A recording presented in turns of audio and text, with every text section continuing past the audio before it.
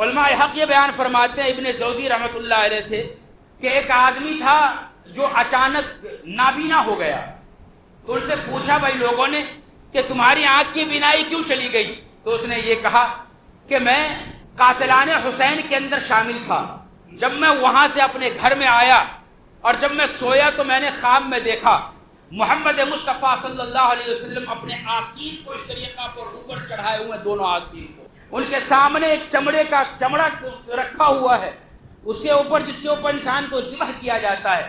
امام حسین کے ساتھ جتنے بھی لوگ تھے ان میں سے تقریباً 10 لوگوں کی لاشیں ذبح کی ہوئی رکھی ہوئی ہے۔ میں جب وہاں پہ پہنچا تو اس سے ایک سلائی خون لیے اور لینے کے بعد میرے دونوں آنکھ کے اندر لگا دی۔ نبی کریم صلی اللہ علیہ وسلم نے جب میں اٹھا ہوں تو ایسی صورت میں آنکھ کی بینائی مکمل طور پر ختم ہو چکی تھی۔ اس طریقہ پر اللہ تبارک و تعالیٰ نے ایسے لوگوں کو سزا دیا۔ ایک آدمی کا منہ اچانک کالا ہو گیا، جب ان سے پوچھا گیا کہ بھائی تم پورے عرب کے اندر سب سے زیادہ خوبصورت انسان شمار کیے جاتے تھے پورے کوفہ کے اندر، تمہارا چہرہ کالا کیوں پڑ گیا؟ تو اس نے یہ کہا کہ قاتلان حسین کے بعد جب بھی میں آ کر کے سوتا ہوں 2 آدمی فرشتوں میں جو مجھے معلوم ہوتا ہے وہ آتے ہیں اور آنے کے بعد میرا بازو دونوں پکڑتے ہیں، پکڑنے کے بعد ایک آگ کے اندر جا کر کے مجھے ڈال دیا جاتا ہے۔ جب آگ میں ڈالا جاتا ہے میں بالکل بیدار ہو جاتا ہوں اور پریشانی کے عالم میں اٹھ جاتا ہوں، مجھے نیند بھی نہیں آتی اور جب بھی سوتا ہوں یہی حال ہمارا ہوتا ہے جس کی وجہ سے میرا چہرہ کالا ہو گیا۔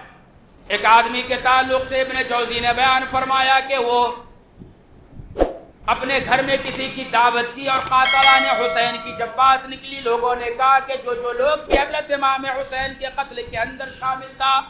دنیا کے اندر اللہ تبارک و تعالیٰ نے انہیں سزا دی۔ وہ بوڑھا آدمی کہنے لگا کہ نہیں میں بھی شامل تھا، مجھے تو کچھ نہیں ہوا۔ ابن جوزی رحمۃ اللہ علیہ آگے لکھتے ہیں کہ وہاں محفل سے اٹھنے کے بعد اپنے گھر میں گیا، چراغ کو صحیح کرنے لگا، چراغ کپڑے پہ گرا اور گرنے کے بعد کپڑے کو آگ لگی اور وہ مکمل طور پہ جھلس کر کے مر گیا۔ وہ کہتے ہیں کہ جب میں صبح میں گیا تو ایسی صورت میں وہ کالا تارکول بن چکا تھا جل کر کے۔ میرے دوستو، جس نے حضرت امام حسین رضی اللہ تعالیٰ عنہ کو دریائے فرات پہ جب آپ پانی پینے کے لیے گئے تو اس نے جو ہے آپ کو تیر مارا تھا، حسیس بن نمیر جس کا نام ہے،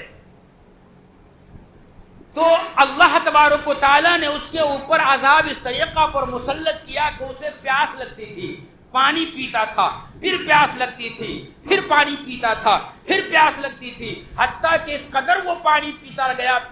کہ ان کا پیٹ پھٹ گیا اور وہ مر گیا تڑپ تڑپ کے۔